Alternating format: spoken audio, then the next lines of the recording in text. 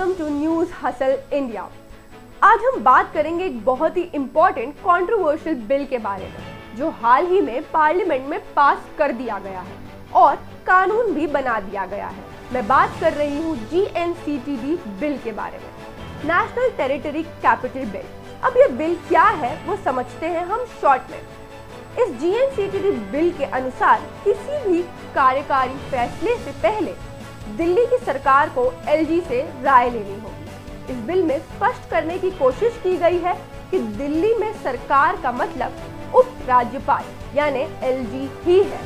15 मार्च को इस बिल को लोकसभा में पास कर दिया गया था और फिर 22 मार्च को राज्यसभा में और 29 मार्च को प्रेसिडेंट रामनाथ कोविंद ने इस पर साइन करके इसे फाइनल कर दिया और अब ये कानून बन चुका है। ये बिल इतना कंट्रोवर्शियल क्यों है ये तो आप समझ ही गए होंगे। आम आदमी पार्टी जो दिल्ली की सरकार है, जिनके पास सारी पावर्स है, वो सब पावर्स अब सेंट्रल गवर्नमेंट के पास चली जाएंगी। इस बिल पर कांग्रेस और आम आदमी पार्टी ने कड़ी आपत्ति जताई है और कहा है कि ये असंवैधानिक है। इस बिल पर विपक्ष काफी विरोध कर रहा था। राज्यसभा में जब इस बिल को रखा गया तो विपक्ष ने वॉकआउट कर दिया। सदन के उप सभापति हरिवंश नारायण सिंह ने ध्वनिमत के आधार पर इस बिल को पास घोषित किया।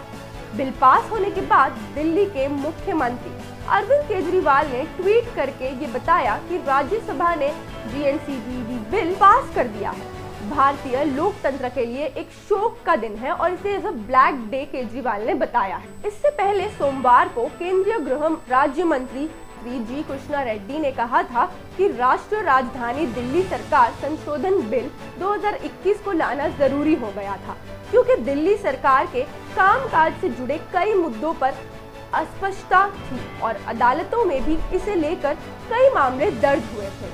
रेड्डी ने कहा कि आप इसे राजनीतिक बिल ना कहिए, ये केंद्र शासित प्रदेश दिल्ली में तमाम मुद्दों पर जारी टकराव की स्थिति को खत्म करने के लिए लाया गया है।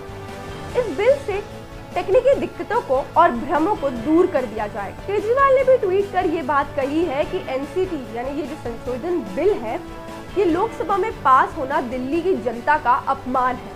दिल्ली में वोट देकर केजरीवाल को जिताया था, उनसे ये बिल सारी शक्ति वापस ले रहा है।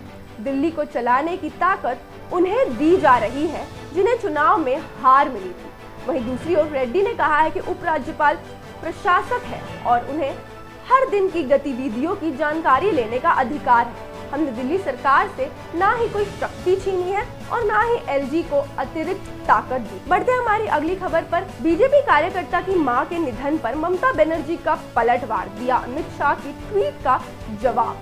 जी हाँ, शोभा मजुमदार की मौत के बाद ममता बनर्जी ने कहा, उत्तर प्रदेश और मध्य प्रदेश की घटनाओं पर कुछ नहीं बोलते हैं।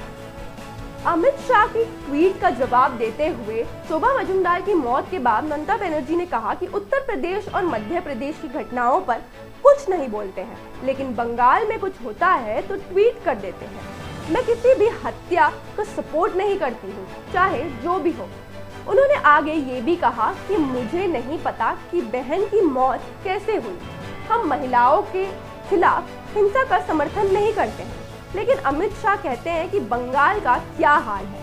हम पूछते हैं कि उत्तर प्रदेश और मध्य प्रदेश का क्या हाल है, हाथरस में क्या स्थिति है। इस तरीके से ममता बनर्जी ने अमित शाह पर पलटवार किया।